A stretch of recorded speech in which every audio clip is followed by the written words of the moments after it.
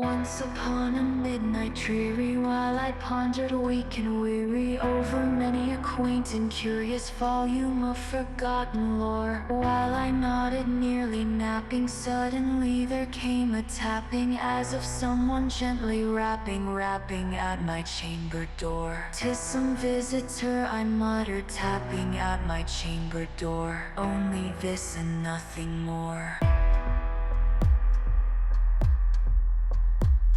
Distinctly I remember it was in the bleak December, and each separate dying ember wrought its ghost upon the floor. Eagerly I wished the morrow, vainly I had sought to borrow from my books surcease of sorrow, sorrow for the lost Lenore, for the rare and radiant maiden whom the angels name Lenore, nameless here forevermore.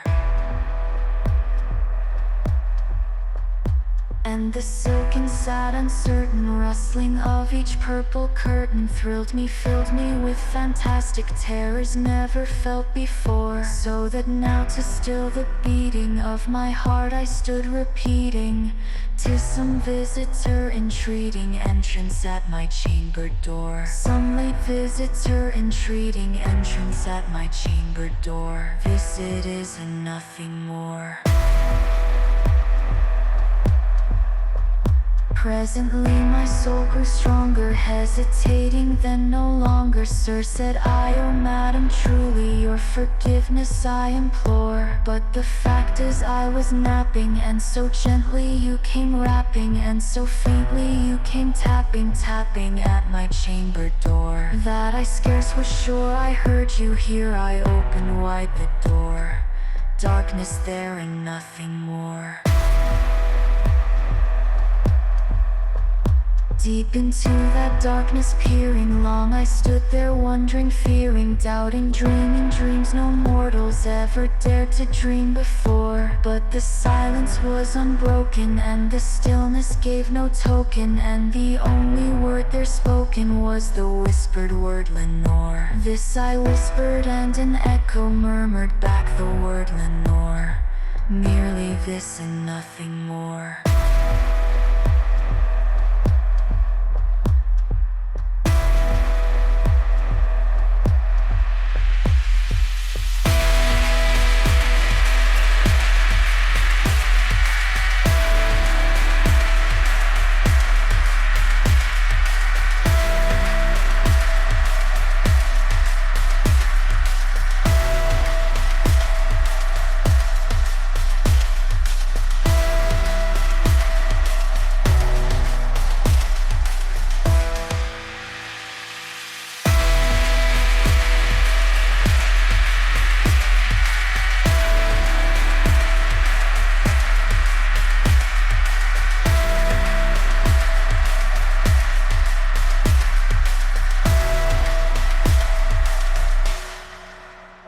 Back into the chamber turning, all my soul within me burning. Soon again I heard a tapping, somewhat louder than before. "Surely," said I, "surely that is something at my window lattice. Let me see then what thereat is, and this mystery explore. Let my heart be still a moment, and this mystery explore. 'Tis the wind and nothing more." Open here I flung the shutter, when with many a flirt and flutter in there stepped a stately raven of the saintly days of yore. Not the least obeisance made he, not a minute stopped or stayed he, but with mien of lord or lady perched above my chamber door. Perched upon a busted palace just above my chamber door. Perched and sat and nothing more.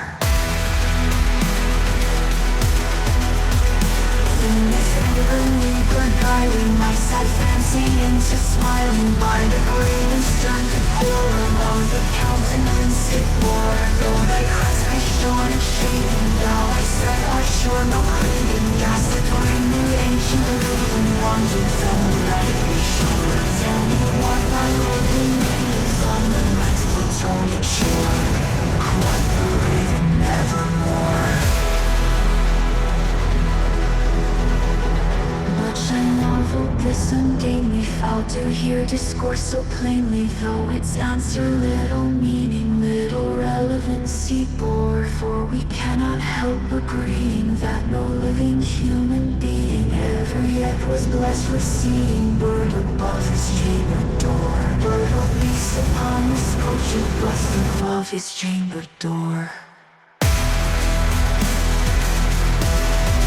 Bird or beast upon the sculptured bust above his chamber door, with such name as nevermore. But the raven sitting lonely on the placid bust spoke only that one word, as if his soul in that one word he did outpour. Nothing further than he uttered, not a feather then he fluttered, till I scarcely more than muttered, other friends have flown before. On the morrow he will leave me, as my hopes have flown before. Then the bird said nevermore. Startled at the stillness broken by reply so aptly spoken, doubtless said I what it utters is its only stock and store, caught from some unhappy master whom unmerciful disaster followed fast and followed fast until his songs one burden bore. For the dirges of his hope and melancholy burden bore of never, nevermore. The raven still beguiling all my fancy into smiling straight, I wheeled a cushioned seat in front of bird and bust and door. Then upon the velvet sinking I betook myself to linking fancy unto fancy, thinking what this ominous bird of yore, what this grim ungainly ghastly gaunt and ominous bird of yore meant in croaking nevermore.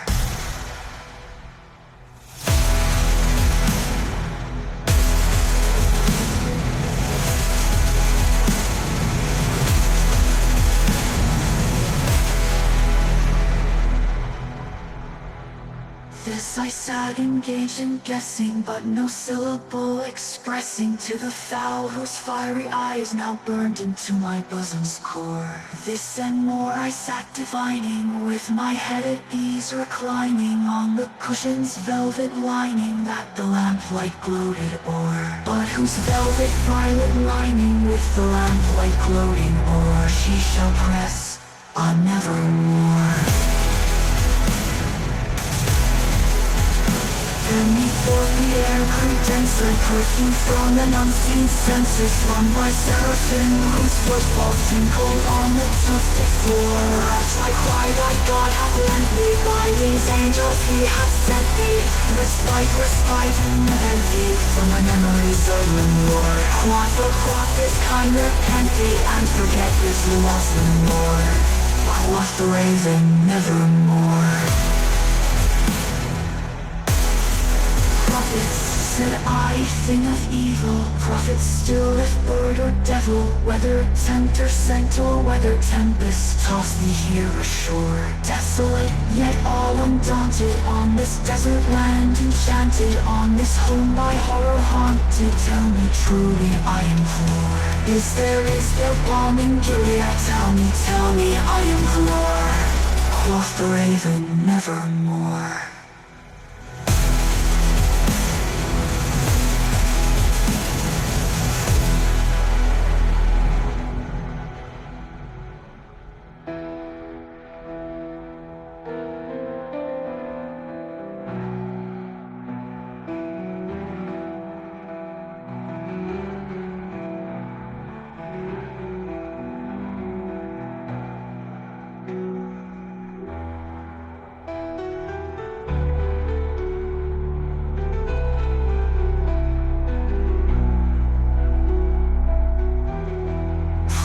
Said I, thing of evil, prophet still if bird or devil, by that heaven that bends above us, by that God we both adore.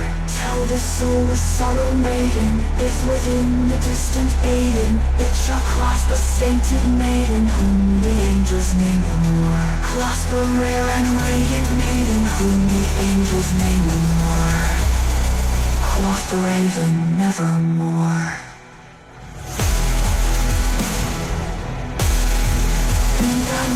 signing pardon, bird of fiend, I freak of starving, death gave back into the tempest, and the night's blue sounding shore.